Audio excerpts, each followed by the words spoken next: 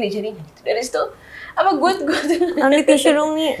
gue tuh sama dia rasanya tuh udah kayak satu energi ya, satu frekuensi gitu di situ. Jadi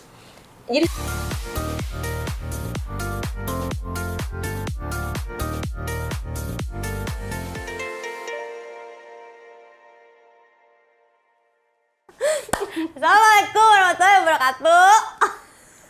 Kita udah kedatangan nih bintang tamu yang dari tadi udah ngobrol. Ada Teh Yura di sini. Halo. Ih, aku senang banget. Terima kasih ya udah mampir ke SOS nih. Pasti sobat SOS udah pada bahagia banget. Nah, boba masih ada nyangkut di tenggorokan. kenapa kita memulai hari itu dengan mengunyah ini ya? Jadi kayak minum boba gitu kayak. Tapi ini bobanya vegan friendly loh guys. Jadi kayak low calories, nanti tolong masuk ayo. Yuk, built in yuk, built in. Built in.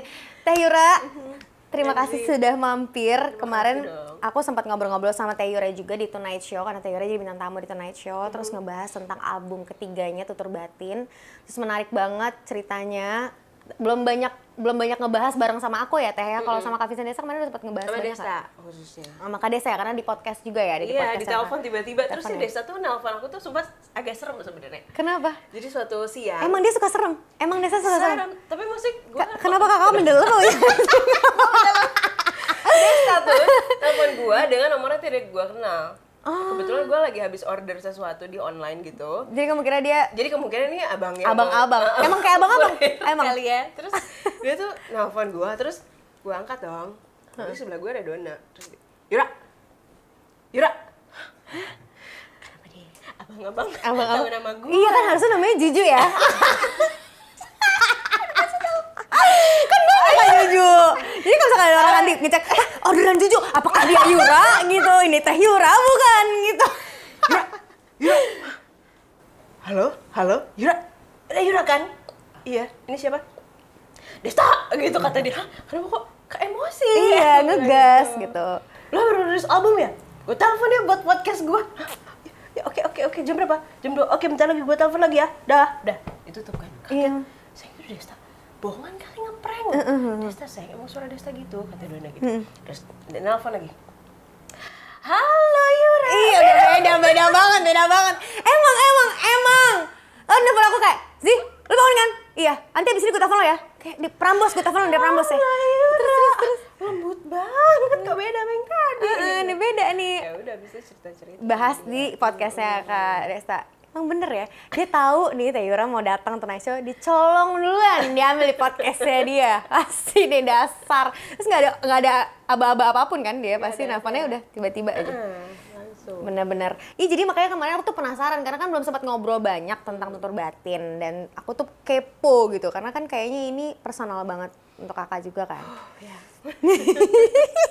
Sungguh berat nafas gue. Langsung kayak iya lagi gitu ya Kak. Tapi selamat ya. Terima kasih banyak. Selamat ya, akhirnya rilis album ketiga. Ini tuh jaraknya berapa lama sih Kak dari album 3 kedua? tahun, terakhir kan album pertama 2014, album kedua Merakit tuh 2018. Ini album ketiga 2021, berarti berapa? Iya lumayan 3 ya. tahun ya. Tapi ini udah kakak persiapkan atau sebenarnya kayak project dadakan, project candi gitu ibaratnya kayak candi kayak enggak, udah dadakan gitu. Udah aku kerjain dari 2018 sebenarnya. Jadi kan ini kayak fase perjalanan gue sebagai manusia. Di fase-fasenya tuh ada gue gini Hansi. Gimana tuh gue bingung dari mana? Oke, berarti berawal dari akhirnya album kedua udah rilis semuanya. Sampai gue tuh pokoknya secara mungkin kalau lebih singkat lebih dalam lagi, gue tuh tipe yang susah banget cerita sama orang. Apalagi kalau misalnya gue marah, gue kecewa, gue sakit hati, gue disakitin atau segala macam, gue tuh nggak bisa ngomong sama orang lain kecuali sama Dona atau sama nyokap bokap gue biasanya gue cerita.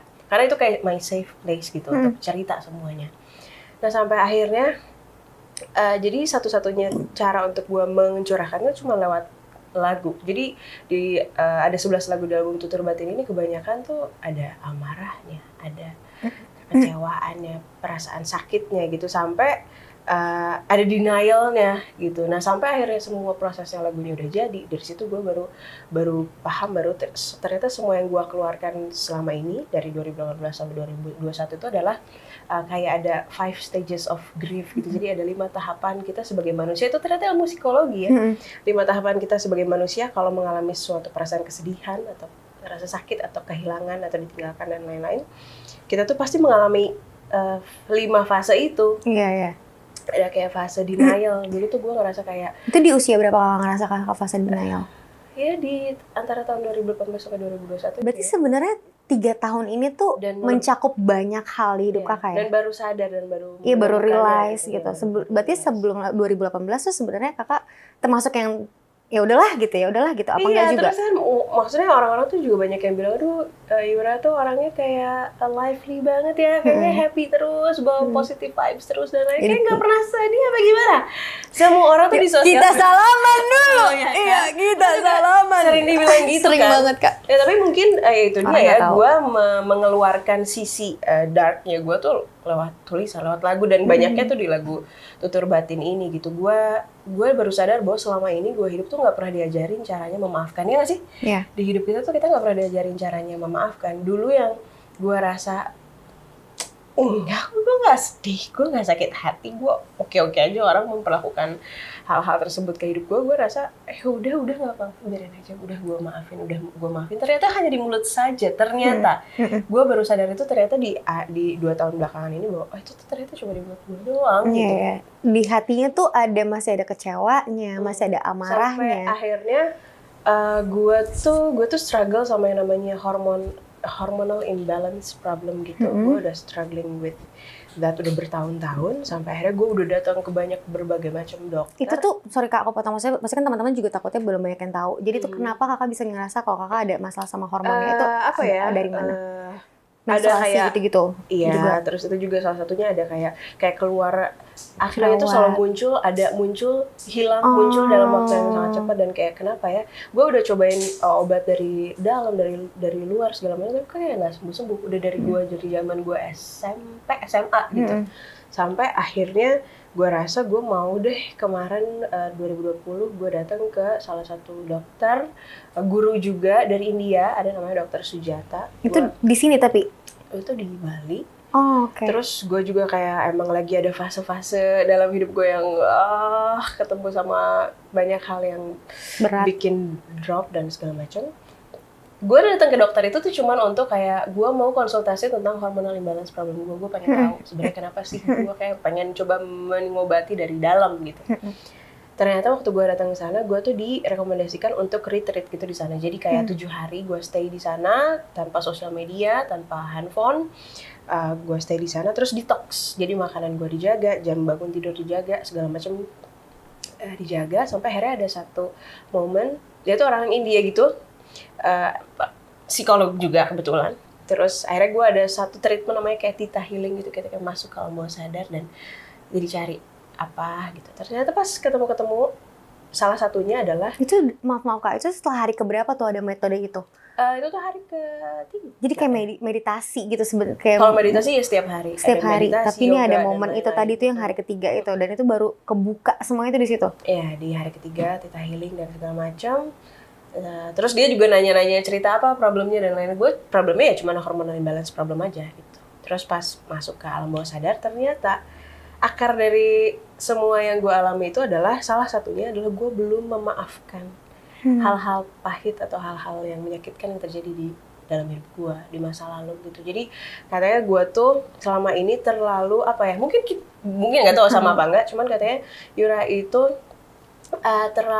selalu ingin selalu berusaha dan secara refleks naluriahnya selalu ingin membuat siapapun yang ada di lingkungannya happy. Ini sama. Senang gitu. Sampai kamu tuh lupa sama diri kamu sendiri gitu. Sampai misalnya ada orang jahat sama kamu atau orang memperlakukan kamu secara tidak adil, kamu tuh ya udah nggak apa-apa. Yang penting damai, yang penting lo hidup lo happy, nggak apa-apa. Serah lo deh gitu. Iya, sampai akhirnya ternyata itu tuh efeknya nggak baik untuk gue gitu. Dan gue tuh tidak mengutarakan perasaan sakit itu karena gue ya udah sok aja lo.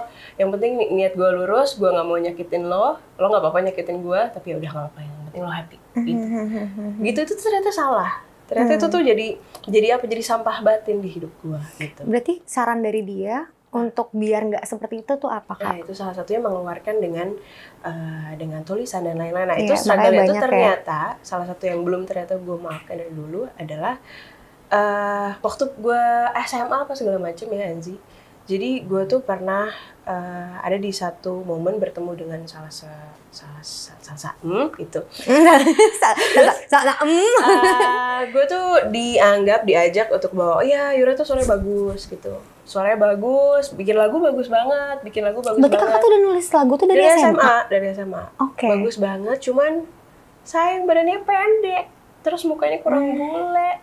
Terus katanya badannya kurang ini, kulitnya kurang itu, kurang tinggi, kurang sempurna menurut ideal beauty standard yang mereka ciptakan untuk industri gitu. Sampai akhirnya, udah kamu bikin lagu aja deh, nanti kamu nyanyi aja, nanti yang tampil di layarnya nanti lip sync aja, orang yang lebih bule gitu.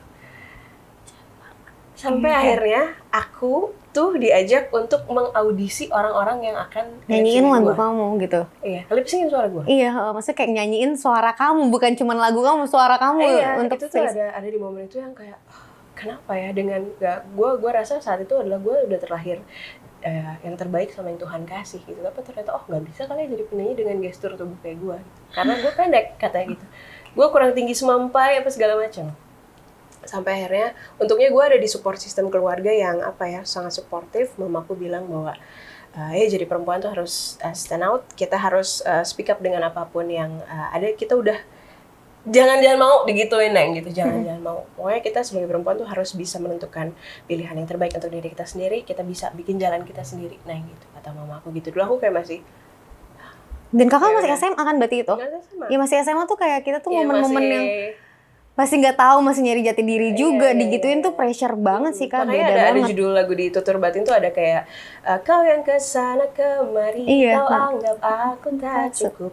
Semua kesempatan dan langkahku coba kau tutupkan, ku buat jalanku sendiri. Nah dari situ aku proses bahwa dari situ aku belajar bahwa mengejar kesempurnaan tuh nggak akan ada habisnya sampai akhirnya kita bisa menerima diri kita sendiri apa adanya gitu. Karena aku tak sempurna, tak perlu sempurna, akan aku rayakan apa adanya. Makanya dari situ, ternyata pas aku ketemu dokter yang dari India itu, masuk itu bahwa aku tuh belum let go, belum melepaskan seutuhnya kejadian-kejadian yang menyakitkan aku tentang body shaming dan lain-lain gitu. Akan bakat yang sudah Tuhan kasih ke aku. Gitu. Dari situ aku selama 7 hari itu selain detox, aku belajar untuk memaafkan, menerima diriku sendiri apa adanya, keseluruhan. Dan juga let go dan memaafkan ternyata dari situ. Dari situ kayak hidup aku jauh lebih ringan sekali. Dan terciptalah tuh lagu Tutur Batin, judul Tutur Batin, cover albumnya pun. Iya kakak juga di situ nggak maksudnya kayak make up gitu kan, maksudnya kayak bener-bener yang bare face gitu. Maksudnya kayak orang-orang kan pasti ya buat artwork apa segala macam, artwork album gitu. Bayangin kalau misalnya lo nggak pakai makeup sama sekali, itu tuh cukup emosional juga sih proses akhirnya memutus. Jadi sebenarnya NZ ada fakta. Berarti di syuting yang video yang di YouTube itu pun juga kakak semuanya itu udah natural makeup. Cuma pas yang artwork itu di momen saat gue lagi proses healing itu bareng sama dokter Sujata itu. Jadi sebenarnya gue tuh udah kayak photoshoot banyak sekali dengan berbagai macam fotografer handal untuk cover artwork Tutur Batin ini dengan dengan segala macam make upnya, looknya segala macam. Tapi yang gue rasa yang pengen gue sampein di album ini bukan itu. Sampai akhirnya gue mohon maaf sama semuanya kan akhirnya fotonya nggak keluar ya. Foto yang dipakai foto yang lagi di air di kolam yang bener-bener aku emang bener-bener lagi berserah ya di situ. Ini dulu mungkin sebagai perempuan ya mungkin ada struggle-nya dari dulu. Lo sempat kayak nggak berani ketemu orang, nggak mau ketemu orang banyak misalnya karena ada jerawat lo atau bekas jerawat lo. Itu kan struggle yang bertahun-tahun yang gue rasa dulu gue sendiri yang ngalamin itu ya. Tapi ternyata saat gue open, gue sharing sama banyak teman-teman perempuan, ternyata banyak juga yang ngalamin kayak gitu yang struggle tentang misalnya hormonal acne dan lain-lain gitu. Nah ternyata saat gue coba membuka itu dan ya udah gue coba nerima dari proses gue healing itu, jadi lebih ringan dan rasanya lebih damai aja untuk diri gue sendiri. Dan dari situ ya udah gue tampilin tuh jerawat yang ada di dalam artwork itu tuh bener-bener ya udah jerawat yang misalnya selama ini gue tutupin jadi ibaratnya gitu ya. insecure, jadi hal yang bisa bikin gue insecure dalam hidup ya. Nih, gue lihat mamam nih gue udah silahkan gitu. gitu. Jadi ya itu salah satunya tutur batin tuh salah satu proses akhirnya jadi ada album itu juga. Nah ternyata saat gue ketemu sama si lagu tutur batin itu, keluar tuh semua kata-katanya. Itu kan ada amarahnya juga dan ada apa ya. Kalau amarah tuh berarti lagu yang mana Kak? Jadi itu ada 5 stages of grief, itu ada dari 11 lagu tuh sebenarnya ada fase pertama tuh namanya fase denial. Kayak gue gak mau terima sebenarnya, enggak gue gak kenapa-napa, gue ya denial sama sih. Iya, banyak banget orang denial. It's okay. Dan gue gak mau terima apa semula lah gitu. Pokoknya denial tuh ada di lagu Sudut Memori. Itu Sudut Memori itu saat gue ya denial ya, kayak saat denial banyak hal. Salah satunya juga kehilangan akan sosok pahlawan di hidup aku juga. Terus yang kedua ada fase anger, yang marah banget sama aku. Pernah ada di relationship yang tidak sehat bertahun-tahun, tapi itu mungkin waktu itu aku belum menyadari itu kekurangan aku, bahwa aku tuh nggak ngeluarin perasaan marah aku karena aku ngerasa ya Allah mau gituin gue, ya udah sok ya nggak apa-apa, yang penting sumpah sama aku mendem kan jadinya. tapi tiba-tiba hilang apa-apa, lolos aja udah. Iya. Tiba-tiba perasaan udah nggak ada. Iya, nah itu aku ternyata belajar untuk mengeluarkan perasaan amarah itu akan relationship yang tidak sehat itu lewat mau kemana kita gitu. Sampai akhirnya gue memutuskan untuk kita udahan. Kan itu relationship kan bukan selalu sama pacar ya. Iya, selalu dan sama lingkungan apapun kita itu gitu. Dan akhirnya udah, apa gue ya mau dicoba gimana, lo mau coba untuk bareng-bareng nggak bisa, maaf gitu. Gue juga butuh untuk kesehatan mental gue juga penting gitu. Jadi maaf untuk lo dengan jalan lo sendiri, gue dengan jalan gue sendiri. Ada di lagu mau kemana. Terus ketiga di fase bargaining itu kayak apa ya, what if moment, kayak andai aja kalau misalnya gue luangkan waktu lebih banyak denganmu, mungkin rasanya nggak akan kayak gini gitu. Nah ini fase ketiga, fase bargaining ini sebenarnya ada, kan gue bisa cerita sama lo karena lo kenal sama orangnya. Jadi waktu momen gue lagi healing itu sama dokter di India, dokter India itu, gue healingnya bareng suami gue sama Dona. Di masa-masa itu gue healing, Dona juga lagi, kita tuh sebenarnya nggak boleh ada sosial media dan lain-lain, tapi Dona tuh masih lihat di YouTube. Terus yang ada di homepage YouTube-nya itu adalah wawancaranya Desta sama Deddy Corbuzier. Oke. Gue jarang banget nonton itu by the way, tapi Dona gak tau kenapa itu tuh kayak apa ya, everything's happen for a reason. Mungkin itu ada di home YouTube tuh, mungkin kan yang harus Dona lihat gitu. Dia struggle-nya beda lagi dari sama gue. Nah, gue kayak gimana gitu ya mau ceritain. Gak apa-apa. Aku juga dengerinnya energinya nempel di, aku mau nangis juga. Terus, orang belum tahu ceritanya apa. Nah, kenapa gue? Di podcastnya Deddy gitu. Sebenarnya kan Dona tuh mau cari hiburan karena Desta ngobrol di situ. Tapi ternyata yang Desta ceritain itu adalah saat penyesalan dia waktu kepergian ayahnya. Begitupun Deddy. Jadi Desta tuh cerita waktu itu katanya tentang ayahnya tuh suka banget minum soda katanya, tapi dia ambil gitu. Coba kenapa? Ada aja apa harusnya itu momen terakhirnya gue kasih aja hal yang dia suka, soda walaupun nggak baik buat dia gitu. Yang katanya Om Deddy juga gitu kan, katanya gue harus tanda tangan untuk dimasukin alat, tapi ternyata toh pergi juga gitu kan. Jadi andai aja, jadi kan what if moment tuh selalu ada di momen banget. Itu. Dari situ dia nangis. Dona nangis. Terus kayak kenapa? Gue bilang gitu. Ternyata itu juga men-trigger dia. Andai aja dulu gue bisa menghabiskan waktu lebih lama dengan orang tuanya, dengan almarhumah ibunya. Mungkin nggak akan kayak gini jadinya. Gitu. Dari situ gue ambil tisu dong nih. Gue tuh sama dia rasanya tuh udah kayak satu energi, satu frekuensi gitu di situ. Jadi sebenarnya lagu yang ketiga yang tentang fase bargaining ini terinspirasi dari ceritanya Desta, Deddy Corbuzier juga sama momennya Dona saat itu. Yang akhirnya kita lagi di tempat retreat itu, jadi ya ini memang waktunya untuk kita melepaskan. Karena kita kan kalau lagi what if moment kita nyalahin diri sendiri, nyalahin masa lalu, nyalahin orangnya, atau lebih banyaknya nyalahin diri sendiri. Coba juga waktunya dulu lebih lama sama lo gitu. Mungkin gue nggak nyesel gitu. Dari situ tercipta lagu Andai Saja gitu. Nangis juga, cemen aku tuh. Gitu, itu fase ketiga, ada fase bargaining. Jadi sebenarnya lagu lagu maksudnya album Tutur Batin ini tuh bukan cuma cerita kisah, maksudnya ya mostly cerita tentang kisah tentang hidup kakak. Tapi ini juga ada dari Doninya juga, dari Kak Doni juga ya. Kayak kalian tuh bareng gitu, maksudnya di sini tuh. Iya, kita energinya ya sama. Apa yang dia rasain pasti gue rasain juga gitu. Apa yang gue rasain dia rasain juga. Banyak lagu kita tulis bareng. Nah di situ di fase bargaining itu lanjut ke fase keempat ternyata. Fase keempat itu fase depression. Fase ya momennya pasti kita semua juga lagi ngalamin momen berat gitu, momen yang akhirnya gue nulis tuh lagu tenang yang tak kunjung datang. Ya gue rasa ya saat tenang ini nggak kunjung datang, gue udah kayak ya Allah. Iya banget lagi, ada banget kayak gitu ya. Kapan nih tenang datang? Ternyata gue misalnya mencari ke tempat lain, misalnya gue mencari kemana, tapi ternyata tenang itu datangnya tuh ada di sini. Ada di sini saat kita tuh bukan lagi ngobrol sama yang di sini, tapi ngobrol sama yang di itu tuh ngobrolnya tuh di sini. Karena gue nyari di mana gitu. Di mana sih? Di sini. Saat gue harus kemana ternyata. Saat gue ngomong, makanya mantap. Nih, dua ketemu nih. Kayak saat kayak misalnya ya, makanya di lirik lagu. Nih kita aja mau nangis selalu berusaha untuk kayak enggak ketawa yuk, bisa yuk. Enggak sedih.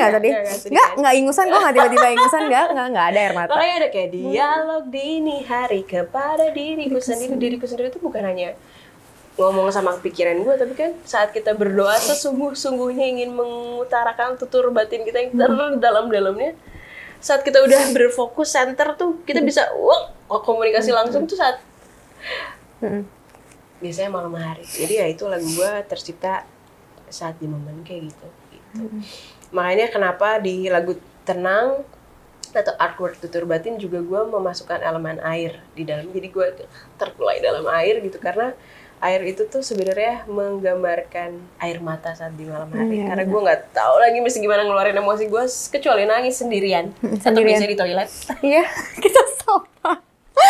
Tempat kamar kita toilet, guys. Iya, gue biasa nangis di toilet, abis itu ngambil air.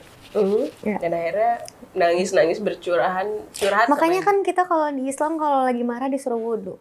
Nggak tahu, aku tuh percaya gitu aja kayak air tuh bisa menenangkan. bikin kita jadi lebih tenang. Terus di psikolog aku juga bilang kita suruh mandi itu salah satu media untuk kayak ngerilisin sesuatu. Dari atas sampai bawah bener-bener kita rasain airnya gitu dari atas sampai kayak ngebersihin sesuatu gitu. Dan itu bukan cuma di Islam doang, maksudnya kalau di budaya Buddha pun ada budaya melukat, itu kan mensucikan diri dengan air. Kayak dengerin suara, kenapa orang meditasi dengerin suara hujan, dengerin suara itu apa? Pasti kan itu ada koneksinya sama otak kita, sama Tuhan tuh menciptain kita udah segitunya sih. Maksudnya relate sama alam, aku percaya itu banget. Dan makanya kalau misalnya gue malam-malam tuh, kalau misalnya gue lagi ada gelisah dan lain-lain, selain itu yang tadi gue lakukan adalah gue suka pasang YouTube kebetulan. Rainy Sounds. Lo juga kan? Iya banget demi Allah, iya lagi Kak. Jadi tidurnya pakai denger suara itu. Aku tuh selalu suka hujan, aku suka banget hujan. Suka banget. Artwork albumnya makanya air. Iya lagi. Terlalu banyak elemen air dalam kehidupanku. Gitu. Jadi ya itulah salah satunya. Terus ya itu fase depression. Tapi ternyata saat kita di fase itu kayak bener-bener berserah. Wah, ya tolong tunjukin gua jalannya gitu. Saat udah ada di titik itu ternyata ya itu ada pencerahan, ada satu titik cerah, ada jawaban dari yang di atas bahwa ternyata dari situ tuh kita nemuin cara sendiri gitu. Itu tuh udah kayak ya udah secara naluriah kita akan ketemu sama fasenya, fase acceptance yaitu menerima diri sendiri apa adanya, yaitu di lagu Tutur Batin tuh fase acceptance ya. Dulu tuh kita mikirnya kan, nggak tahu, kalau aku tuh mikirnya kayak gue tuh pasrah orangnya gitu, gue tuh orangnya berserah diri, gue tuh kayak aku juga ngalamin Kak, maksudnya kayak ngalamin yang namanya dibully, ngalamin yang namanya ditolak-tolakin casting, nggak di apa namanya kayak mukanya ketuaan nih, dia terlalu bule banget nih, struktur mukanya. Saat gue disuruh nyari kurang bule, lo kebulean. Kebulean. Jadi emang nggak akan ada yang sempurna aja. Sumpah, aku syuting iklan nih, casting iklan kayak mukanya dia nggak bagus, nggak cocok, dia terlalu bule, terlalu keras struktur mukanya gitu. Terus main film, nggak bagus dia gini, kayak nggak pernah dapet peran utama. Maksudnya ada momen kayak aku tuh insecure banget sama badan aku. Bahkan aku dulu tuh kan aku ngerasa kayak paha aku besar gitu kan. Terus kayak aku nggak pede sama badan aku selalu nutupin, aku selalu pakai baju yang longgar-longgar, apa yang kayak gitu-gitu. Aku nggak pernah mau berenang depan umum bahkan dulu.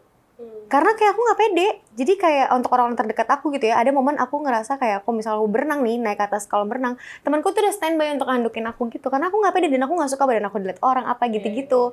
Jadi banyak banget maksudnya kayak hal semua orang pasti pernah ngalamin insecure. Terus aku juga mikirnya dulu kayak tadi tuh yang aku bahas kayak aku pernah ngerasa, aduh gue udah ikhlas deh kayaknya. Tapi ternyata bener, kadang pas dikorek lagi, kok gue masih suka nangis dan masih kepikiran hal itu ya. Tiba-tiba hal itu keluar atau ada orang yang melakukan hal yang sama yang pernah dulu aku ikhlaskan. Kok nangis lagi, sedih lagi. Ternyata dalam hati kita tuh belum rilisin, belum seikhlas itu gitu loh. Jadi pas akhirnya aku ke profesional setelah tahun lalu tuh 2000 menurut aku mungkin sama kali ya Kak ya, tahun lalu tuh pandemi banyak hal keberkatan buat aku juga sih, karena berkahnya adalah kita jadi mengenal diri kita sendiri, kita jadi mau mencari pertolongan. Terus dengan pertolongan orang-orang tadi kayak Kakak tadi retreat itu kan Kakak jadi mengenal diri Kakak, aku pun sama. Sampai akhirnya ada momen depresi itu pun aku juga ngalamin itu. Jadi ketika aku udah tahu semuanya jiwa-jiwa aku, kita kan manusia banyak jiwanya ya, kayak lagi happy, lagi ini. Itu aku ada momen depresinya banget. Sampai yang kayak nggak terima karena kita udah mulai tahu nih unconscious kita udah mulai kalah sama si conscious kita gitu. Jadi kayak di sisi depresinya tuh ada banget, dan itu kalau misalkan kita bisa ngelewatin itu, ya insya Allah acceptance-nya lebih, jalannya lebih, menerimanya lebih legowonya beneran ikhlas gitu. Iya, tapi namanya proses kayak gitu tuh kan nggak akan berhenti sampai sekarang oke, gitu. Ini udah acceptance, akan terus acceptance seumur hidupmu sampai umurmu 80 tahun. Itu kan proses journey kan. Iya. Pasti akan ada evolusinya lagi. Maksudnya kita akan berevolusi gitu loh. Evolusi kan bener namanya. Kayak kita pasti berproses terus bahkan sampai meninggal kan. Maksudnya kayak orang tua aja dia akan kembali ke anak kecil lagi gitu. Ujung-ujungnya kita kan berdua sama pasangan kita gitu kan. Cuman perasaan Kakak akhirnya setelah itu keluar semua, maksudnya setelah akhirnya tadi 7 hari itu, terus kamu bikin lagu-lagu itu, kamu ada gak sih perasaan yang kayak, apakah gue siap untuk ngerilisin ini semua untuk semua orang tahu seperti apa sih yang Yura rasakan selama ini yang ditahan, atau emang udah bener-bener nih gitu? Mungkin ini caranya justru untuk gue, karena gitu untuk kayak untuk muntah gitu. Iya. Gue nggak nemu lagi caranya yang lain untuk kayak merilis semua hal-hal yang terjadi. Justru menurut gue ini adalah merilis perasaan-perasaan gue yang selama ini gue pendam dengan cara yang mudah-mudahan indah, karena dengan lagu gitu. Dan gue juga jadi jadi fase healing juga saat lagunya udah keluar tuh kayak lega ya. Salah satu kayak keluar dari tubuh gue kan biasanya kayak gitu tuh kan harus dikeluarin kan, entah lo cerita sama orang atau dikeluar lewat tulisan, pokoknya jangan dipendam deh gitu.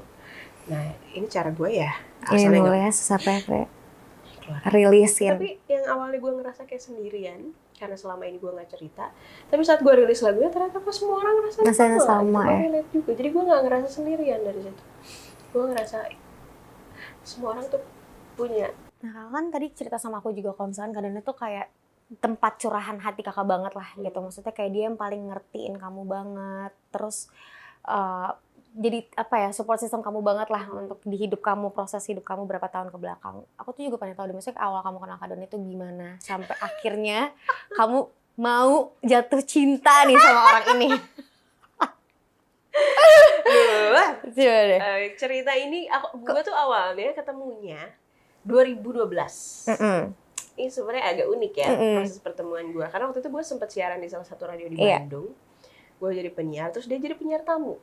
Oh, dia jadi penyiar tamu? Iya, dia kayak kalian tandeman gitu ceritanya? Iya, beda acara. Gue siarannya pagi, dia yang malam gitu. Oke. Nah tapi gue tuh biasanya kalau misalnya habis siaran, gue tuh pasti stay dulu di situ karena enaknya di OS Bandung tuh ada studio musik gitu, ada piano, ada drum segala macam. Itu tuh kayak tempat untuk gue tempat paling indah untuk gue adalah studio musik. Ini udah banyak yang tahu belum Kak? Apa sebuah fun fact kamu suka main drum? Kalau misalnya gue perform, biasanya gue main floor main floor, tapi nggak pernah main drum gitu. Kalau manggung, nah gue jadi bisa kayak main drum yang bodo amat orang gak dengar, gue suka gitu. Gue cita-citanya dulu selain jadi penyanyi, selain jadi kimia analis, selain juga jadi petenis internasional, pengen juga jadi drummer. Jadi kimia analis? Iya, gue dulu pengen terus pengen banget jadi drummer. Nah, suatu waktu 2012 gue lagi main lagi main, masuklah tuh yang namanya Duana Maula tuh dalam hidup gue. Sosok yang putih, berotot, ganteng, perutnya kotak-kotak, tangannya ototnya bagus deh gitu kan. Gue langsung, wah siapa sih nih cowok ototnya bagus banget gitu. Kayak mata udah langsung otot gitu ke tangan. Iya, tangan. Kayaknya kalau dipegang wow kayak keras kali gitu. ya. Tapi aku kayak Masih jaim, main. gitu, Oh, jaim. oke. Terus tiba-tiba dia ngeliatin aja gue main drum. Terus karena memang dia good looking, jadi gue tuh udah mindset gue setiap cowok yang good looking tuh di mindset gue pasti kamu playboy gitu. Padahal enggak juga, gitu kan. Soalnya terus gue beres main drum, dia ngomong gini, aku jago banget main drum ya.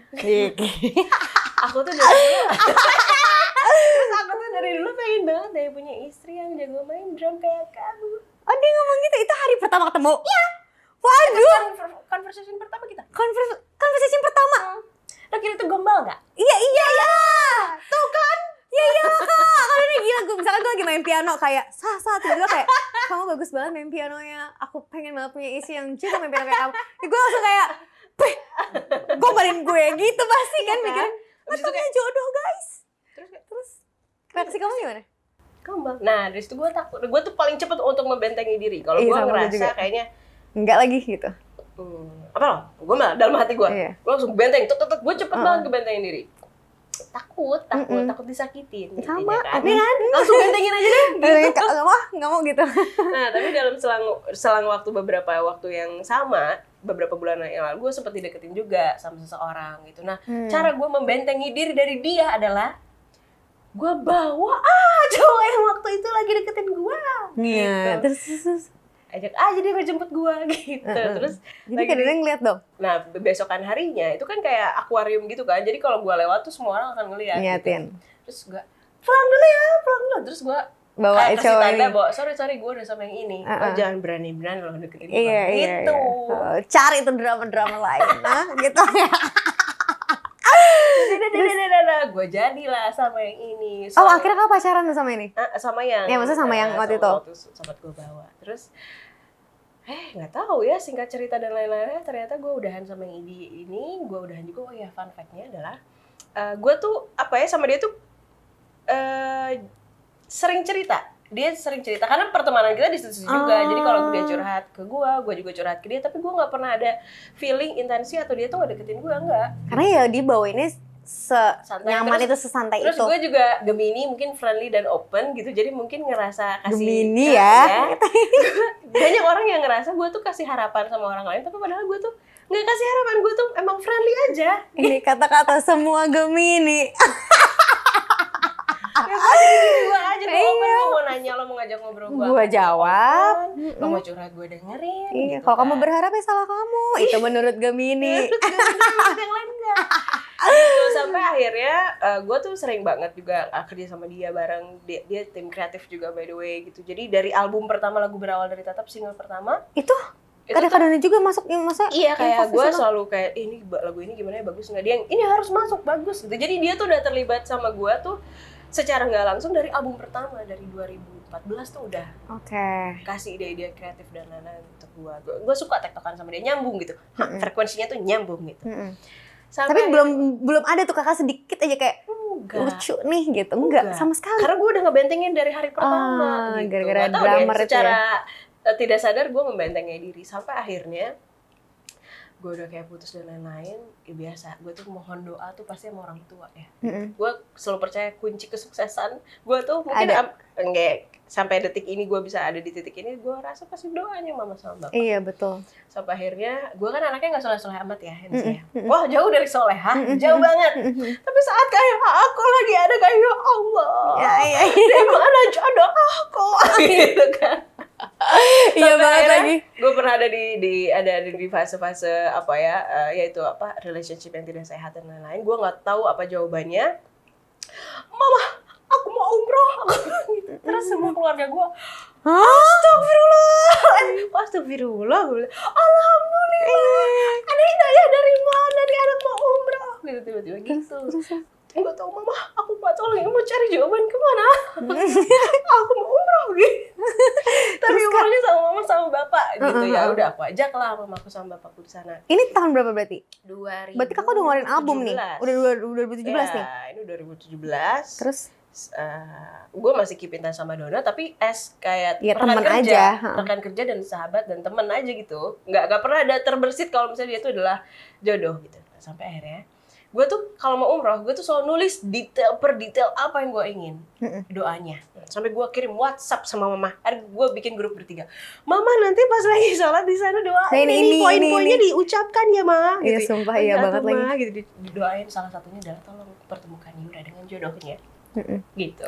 Terus Nah, ajaibnya adalah suatu hari pas misalnya dari sholat asar ke sholat maghrib di Mekah, gue ingat banget udah beres sholat asar, terus kan masih lama nih ke maghrib, ke hotel dulu ke kamar, plok gitu tidur terus gue liat handphone, buka Instagram, gak pernah gue buka Instagram lagi di Mekah tuh, buka tuh Dona Maula lagi ada story, gue buka, terus mukanya kayak lagi sedih banget, karena gue tahu dia ini kayaknya mata dia lagi nggak happy, kayaknya dia lagi sedih.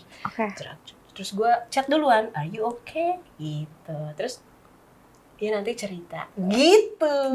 Nah dari sholat asar itu besokan harinya hari Kamis, gue ingat gue lagi sholat asar di depan Mekah gitu, gue sujud. itu udah tek tuh kak, udah tek ke Dona belum? Enggak, belum sekali. Tapi pas lagi gue sholat terus tiba-tiba ada mukanya dia gitu. Gitu. Terlintas di pikirannya. Terlintas pikiran gue di sujud gue sholat asar tuh depan Mekah banget, gue ingat. Abis itu terus gue pulang lah dari umroh. Gue pulang dari umroh. Abis itu kita mau ada project Java Jazz Festival waktu itu. Dia jadi tim kreatif gue juga untuk panggung gue. Gue meeting sama dia, meeting kerjaan Java Jazz. Terus tiba-tiba lagi cerita-cerita gitu. Nggak tahu kenapa dari cerita kerjaan kenapa jadi cerita kehidupan. Minggu depannya kita jadian. Sampai sekarang kita nikah. Serius? Cuma seminggu jaraknya itu? Umrah udah buka belum sih? Kita umrah lagi ya, Pak. Iya, aneh ya. Gue tuh aneh banget sih menurut gue. Iya lagi. Ya, tapi emang kadang-kadang tuh kadang suka nggak masuk akal, tapi emang ya itu gitu. Iya bener. Aneh banget menurut gue. Aneh Jadi banget. aja tiba-tiba jadian lah. Gue suka juga enggak gitu ya. Terus udah seminggu, terus maksudnya kayak udah deh gue mau coba sama dia gitu. Apa gitu? Karena kakak inget. Entah kenapa dari gue pulang dari umroh terus meeting soal Java Jazz itu jadi intens aja ngobrolin soal hidup, apa jadi deep kok nyambung satu Jadi nggak ada lagi orang yang mau gue cari dalam hidup, cuman Yura. Iya gitu. Ayo udah. Terus prosesnya sampai akhirnya gue, kenapa akhirnya bisa nikah? Dulu gue tuh nggak percaya sama konsep pernikahan menurut gue. Nah itu kenapa tuh kak? Pasti banyak nih teman-teman yang ngerasain. Gak tau ya, gue kayak mungkin nikah tuh nomor sekian, karir nomor 1, nikah nomor sekian. Iya sama lagi gue juga gitu kan, walau orang tua udah kayak segala macam, lalu umroh lah kedua gitu. Terus kakak umroh lagi nih kedua? Iya, karena untuk mencari udah pacaran berarti kan? Udah, sampai akhir menurut gue kakak pakai travel apa kan inget nggak? Menurut gue siapa tahu ngaruh travelnya, jadi doa kejawab nggak ya? Menurut gue momen umroh tuh jadi momen quality time gue sama nyokap bokap untuk gue pengen tahu perspektif dia akan kehidupan gue gitu. Salah satunya, tapi udah, terus bapakku tuh bilang, Neng, dari semua laki-laki yang pernah Neng kenalin sama bapak. Ini pas lagi di umroh nih? Iya. Dari semua laki-laki yang pernah Neng kenalin sama bapak, cuman ini Neng yang bisa ngertiin keanehan Neng 360 derajat, karena Neng tuh aneh, kata bapakku gitu. Karena aku unik menurut dia, karena nggak ada yang bisa ngehandle moodnya atau jalan pemikirannya. Kata bapak tuh nggak ada yang bisa ngertiin, cuman ini sama ini aja gitu. Udah, mau apa lagi, mau yang mau dicari. Mamaku, tapi aku tuh kasih tahu, tapi pak ini tuh gini. Gue tuh pengen tahu kontra. Gue kan nggak mau cuman kalau kasih tahu yang baik-baiknya aja gampang. Gue pasti kasih tahu seburuk-buruknya apa yang pernah gue alami gitu deh. Gue tahu yang buruk juga tentang dia, masa lalunya lah. Semakin gue kasih tahu, semakin orang tuh makin setuju. Sayang, makin nggak dia. Cuman ini atas restu biasa dan memeh. Oke deh. Gitu. Ya. Akhirnya maksudnya kayak udah makin yakin sama keadaannya gitu ya. Terus waktu itu pandemi juga kan, lagi momen pandemi, dan gue tuh punya mimpi dari dulu ya, by the way, punya mimpi. Gue tuh selalu heran sama pernikahan yang undangannya banyak.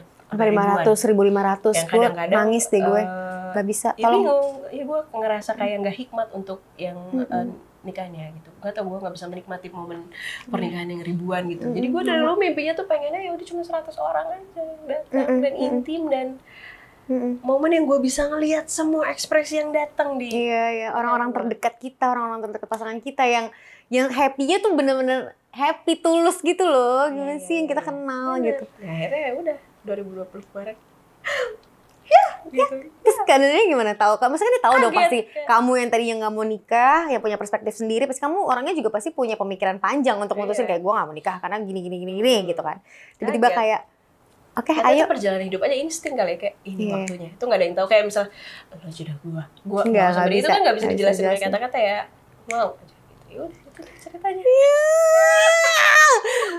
Mau teriak. Seru banget gitu. Jadi mau poinnya tuh berarti kakak tuh sedekat itu sama keluarga ya kayak. Emang Deket bapak sama banget sama bapakku papa deket tuh banget. deket banget ya. Itu dari kecil. Kakak tuh punya kakak atau adik Ada nggak sih? kakakku satu, namanya Gembong.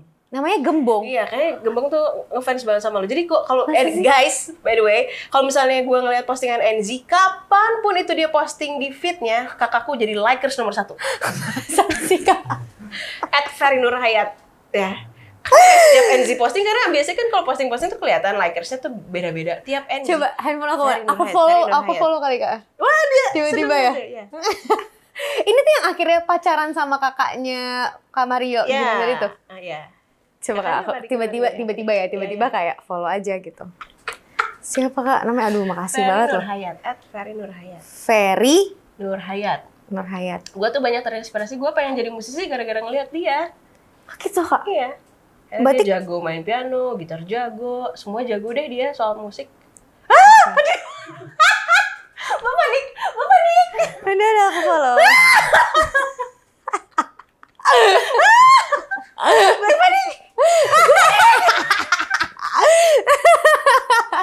Panik banget. Jujur, dia tuh selalu jadi likers nomor. Masa sih kak? Ya Allah, makasih ya guys. Buat teman-teman yang suka nge-like feed aku, makasih banget. Apalagi tolong kalau ada endorsean di like lah guys.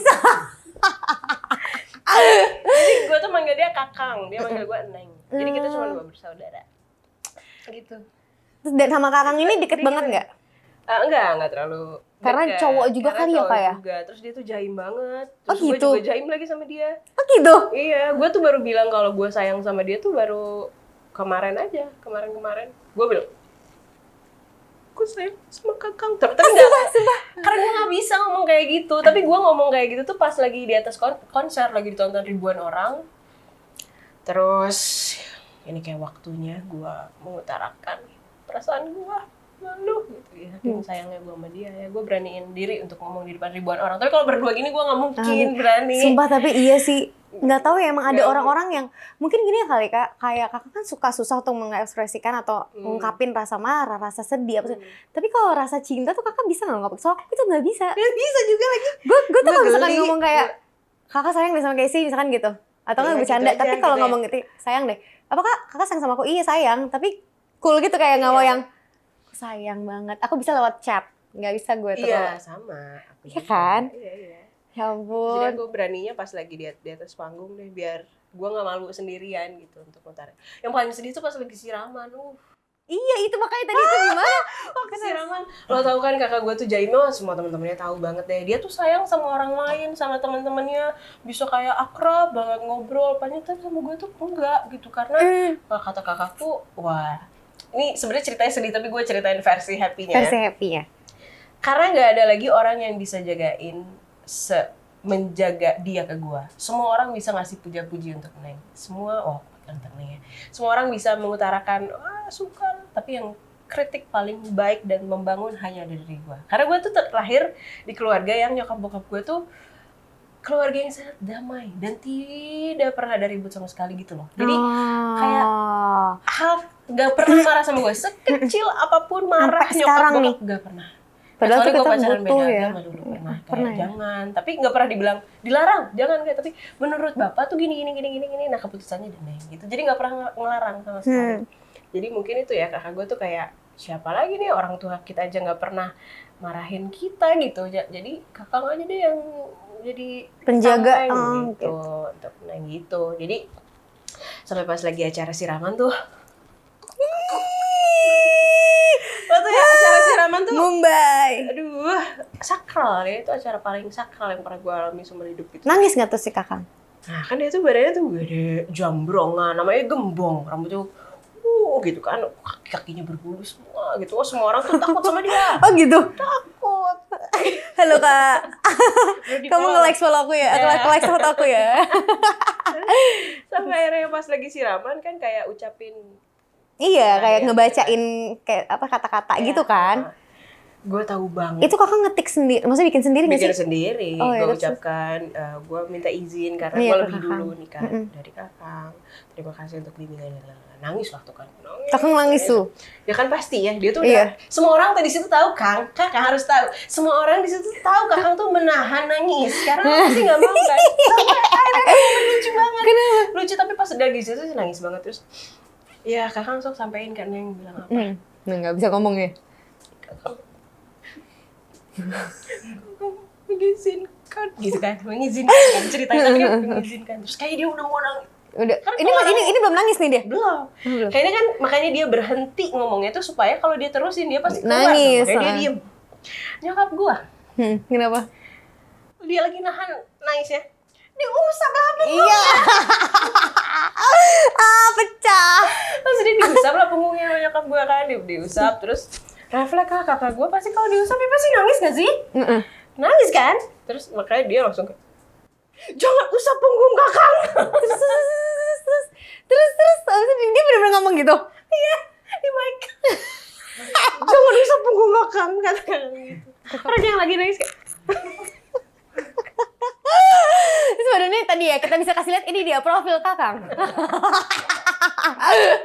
Jadi kebayang. tapi menurut gue itu momen yang sangat sweet banget Iya, sih. iya. Gitu. Dia tetap mau jaim, tapi tetap dia mau ngutarain perasaan sayangnya, tapi tetap jaim gitu. Gimana sih? Iya nggak bisa Kayak aja cowok, kayak gimana cowok sih? aja gitu. Gitu cowok gimana sih? Terus akhirnya biarin kakak punya kata-kata sendiri untuk nang jangan dibantu gitu. Terus akhirnya ngomong apa Kak? Kayaknya nggak banyak yang dia ucap. Peluk aja udah. Kak udah meluk aja udah. Nangis. Nangis. Terus Itu pertama kali kalian pelukan nggak? Enggak kan? Kedua lah. Dan Kedua? kayaknya. Pertama kali kapan? Pertama tuh gue konser merakit. Gue bilang gue sayang sama dia. Oh dia kayak Terus dia kayak dia sayang sama gue. "Uh-uh." Tega. Gitu kayak aku berhasil mendidik adik aku di posisi ini gitu kan ya. Itu sedih banget sih, tapi gue nangis banget. Terus habis itu teman-teman gue nanya, Bang, gimana kemarin acara siaraman? Nangis gak? Gitu. Enggak lah, gue mah acting aja. Gitu. Ini padahal dia nangis, padahal jangan pegang-pegang mulu ngakang. Katanya gitu, cenah. Nah, berarti panjang banget. Misalkan dari tadi kita membahas tentang tutur batin, kita membahas tentang journey kakak juga dalam proses healing, ketemu sama keadaannya juga, hubungan kakak sama ibu, sama bapak, sama kakang, bahkan nih kakang kebahas kan. Di-follow-in juga kan. Awas, kamu like lagi ya. Terus like, and sister ya. Nah, aku tuh juga penasaran Kak, maksudnya kan aku tahu Kak Yura itu pertama kali sampai akhirnya kakak jadi penyanyi itu nggak mungkin, pasti pertama kali pecah telur tuh lagu sama Bung Glenn Iya, kan? itu album pertama. Album pertama. Itu prosesnya tuh gimana sih Kak? Maksudnya sampai kakak akhirnya dari penyiar, kita singkatin aja dari penyiar jadi penyanyi, sampai akhirnya itu booming, sampai akhirnya kakak ngeluarin banyak lagu-lagu yang siapa sih yang nggak tahu Yura Yunita gitu sekarang. Jadi gue ketemu dia di salah satu acara televisi. Terus beres dari situ tuh dia sama Ari Renaldi, itu dua pahlawan musik di hidupku tuh Ari Renaldi dan Glenn Fredly, itu dua nama yang gak akan pernah aku lupa seumur hidupku. Jadi aku di perjalanan musik ini, apa yang Kalau aku ada lakukan mereka. tuh pokoknya utamanya cuma mau bikin bangga orang tua sama dua nama itu, Ari Renaldi dan Glenn Fredly. Yang mereka berdua datang ke aku, DM gitu, ngajak ketemu, terus izin untuk kayak, mau nggak ya kalau Yura dibikinin album sama kita berdua? Ya Kak Glenn ya masa nggak mau Kak? Gitu, aku yang masih sangat hijau di dunia musik waktu itu. Itu kakak belum pernah ngeluarin, maksud kakak masih jadi penyiar kan? Maksudnya belum ada karya yang single gitu, itu belum ada? Coba-coba tuh belum ada berarti kan? Cuman Kak Glenn tuh ternyata ngulik dari Bang Ari Renaldi ini. Karena Oke. Bang Ari ini udah tahu aku dari SMP. Oh, Bang oke, Ari oke, tahu oke. banget perjalanan yang aku Kamu dulu dianggap yang disuruh nyari itu orang-orang nyanyiin tuh tahu tuh dia. Tahu, dia udah tahu aku dari kecil, terus udah tahu background musik aku. Oke. Terus akhirnya ya udah cocok sama Bang Ari jadi produser aku dari album pertama, kedua sampai sekarang Tutur Batin juga Bang Masih Ari Bang yang Ari. produce. Halo Bang Ari. Aku ada pernah setengah hati Bang Ari mau. terus. Terus gitu ya, dari situ Kak Glenn buatkan aku album dengan yang konsepnya kita bebas gimana Yura aja gitu. Kita bikin babynya Yura yang emang Yura banget gitu. Jadi energinya Kak Glenn itu adalah musisi support musisi gitu. Iya, itu sampai terakhir beliau meninggal pun itu juga masih terus Iya, dikembangkan dia kan. juga jadi visi itu juga diturunkan ke aku untuk support lagi nanti. Kak Glenn support Yura, nanti Yura support siapa lagi musik. Kalau yang misalnya untuk teman-teman semua yang udah punya kesempatan misalnya dipegang misalnya label besar, ya mereka akan mudah dengan dapat jalan. Tapi kayak misalnya yang misalnya dianggap kurang atau misalnya dianggap gak sempurna secara fisik atau dan lain-lain, tapi kemampuan musiknya itu kan bagus, ada aja banyak gitu. banget. Itu tuh banyak hal yang harus kita support gitu dari sisi lain yang mungkin nggak orang lain lihat tapi potensinya luar biasa gitu. Itu apa ya, energi pertama yang Kak Glenn bawa ke aku gitu. Aku juga. Berarti kamu meneruskan legacy itu ya gitu, insya Allah ya. Terus Kak sampai akhirnya ada lagu itu kalian Cinta jadi duet gitu. Jadi dulu tuh Kak Glenn setiap Senin, Selasa, Rabu 3 hari itu Kak Glenn selalu ke Bandung karena aku tinggal di Bandung ini kan studionya di Bandung di Aru di Riau. Jadi Kak Glenn tuh setiap Senin, Selasa, Rabu selalu ke Bandung untuk workshop ngerjain albumku gitu. Datang sama Mbak Ika, Mbak Gina dulu nemenin juga ke Bandung. Nah, di sela-sela pengerjaannya terus tiba-tiba Kak Glenn punya lagu nih gitu. Terus udah diciptain dari 9 tahun lalu. Hah? Udah dari 9 tahun yang lalu? Lagu itu tuh Cinta dan Rahasia tuh cuman kayak nggak pernah ya, kayak setiap lagu tuh punya takdirnya sendiri. Kayaknya akan memanggil nih cocok untuk nyanyiin siapa. Terus akhirnya ya udah. Emang dia udah bikin lagu duet berarti itu kan? Bukan lagu buat diri sendiri. Oh, tadinya buat sendiri. Oke. Terus asalnya buat Yura deh. Yura dengerin terus kayak cocoknya duet kita gitu. Aku yang masih sangat hijau itu. Ayo Kak, gitu ya udah Kak Glenn bilang duetnya ayo. Iya, gitu. Kalau mau apa aku mah hayu gitu ya Kak. Terus akhirnya duet itu rekamannya sekali dan satu ruangan dan one take. Jadi waktu udah one take itu tuh Kak Glenn tuh sempat kayak Yura ayo kita rekam lagi yuk, sampai minggu depannya kita coba lagi, bulan depannya kita coba lagi. 9 bulan kemudian waktu itu albumnya masih belum dirilis tuh gitu kayak kita rekam lagi yuk. Tetap gak dapet yang kita dapet yang pertama jadi masih jadi guide. Jadi lagu-lagu yang kalian dengarkan itu adalah waktu kita guide waktu workshop. Suaranya justru yang sangat pure, yang nggak mikirin ini harus gimana ya, cuma nyanyi aja gitu. Wow, Cinta dan Rahasia berarti kalau ya aku ngerti sih maksudnya momen-momen workshop terus jadi buat guide. Kadang kan kalau pas lagi rekaman tuh suka ada ekspektasi, aduh kayaknya harus dibikin bagus, ini nih gitu. Kayaknya harus dibikin sempurna, enggak, tapi justru yang dapet tuh yang organik itu malah ya Kak ya. Dan ternyata aku hampir album 1, album 2, album 3 produserku kayak udah tahu semua. Justru aku tuh dapet yang akhirnya jadi master yang didengerin tuh semuanya pas jadi guide. Bukan kayak udah tag keberapa gitu. Wah kan. Jadi sampai Bang Ari tuh udah punya triknya. Oke, kalau workshop itu jadi momen yang sangat penting. Workshop pertama nyanyiin keluar dari mulutnya tuh harus direkam proper gitu. Wah, tapi mindset aku harus tahu kalau itu tuh cuman workshop, tapi ternyata dan cuman guide. Nih, tapi Kakak jadi jangan mikir ini bakal jadi sesuatu nih. Ini anggap aja latihan dulu gitu. Nyanyi aja. Yang itu malah yang jadi gitu ya. Nyanyi aja nggak mikir ya. Ya emang cuma mau nyampein pesannya aja. Emang lagi sakit-sakitnya. Nah, itu yang keluar. Itu. Aduh. Lumayan ya. Tapi semuanya tuh terjadi kayak maksudnya kayak jalan hidup Kakak tuh terjadinya tanpa yang Kakak rencanakan malah nggak terjadi, yang tidak direncanakan malah tetap kejadian gitu. Mostly. Kebanyakan yang aku inginkan justru terjadi, tapi diinginkannya tuh bukan yang kayak pengen banget nih harus gitu. Enggak, tapi ternyata masuk ke alam bawah sadar itu dia. Kayak gue selalu mengucap sebelum tidur, saat bangun tidur. Kalau menurut gue tuh momen-momen sakral tuh adalah itu 2 momen itu, bangun tidur. Jadi ada di tengah-tengah antara mau sadar nggak sadar gitu kan, kayak bangun tidur gitu terus sholat subuh atau sebelum malam tuh buat dari kecil punya diary yang gambarnya cong-cong gitu kan.